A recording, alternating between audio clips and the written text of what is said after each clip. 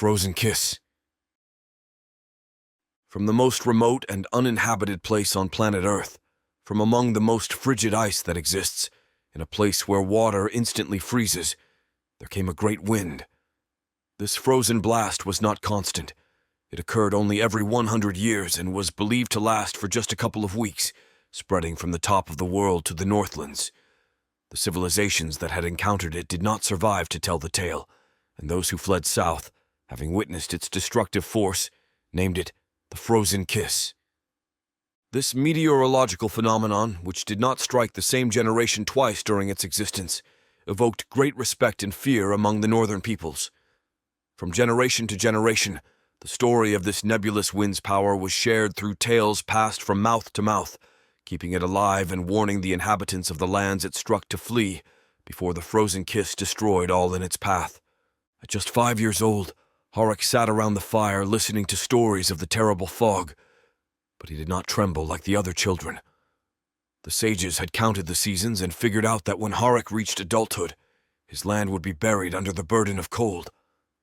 As the stories continued, whenever his eyes met Asdis's, the little girl to whom he was engaged and his best friend, he knew she was thinking the same thing he was. That cold monster would not drive them from the lands of their ancestors. They would stay and fight, emerging victorious and triumphing over the beast. Wrapped in warm skins, the children played in the snow and enjoyed pretending to be great warriors preparing for battle.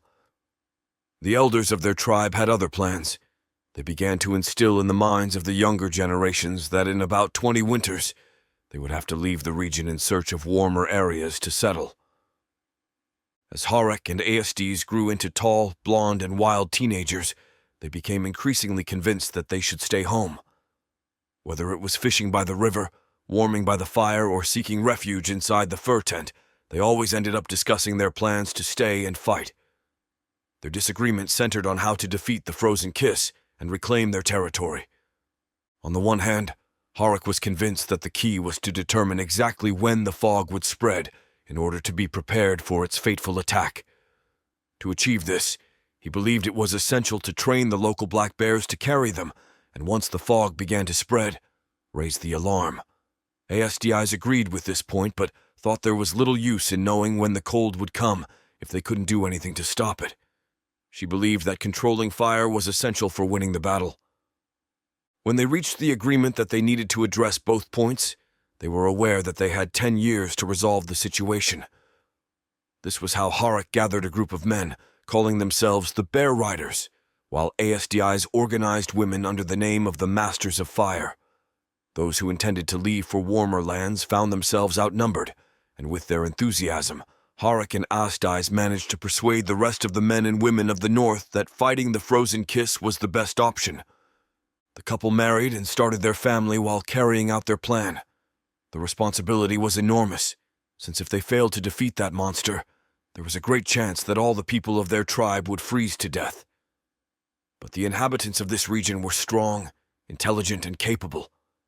After many setbacks, attempts, and falls, the Bear Riders tamed these beasts and used them for transportation. The Masters of Fire also gained great control over the element, and it was becoming easier for them to light it, keep it burning, and achieve flames more intense than ever. Years before the Frozen Kiss was predicted to arrive, the inhabitants were all ready to receive it. The uncertainty of whether or not they would be able to stop it weighed on them. From time to time, the riders made expeditions to see if there was anything new, and the masters practiced with fire. Eventually, a moment arrived when they had done everything they could, leaving them with no choice but to wait for the deadly fog. Everyone's nerves heightened as the season for the arrival of the Frozen Kiss finally approached.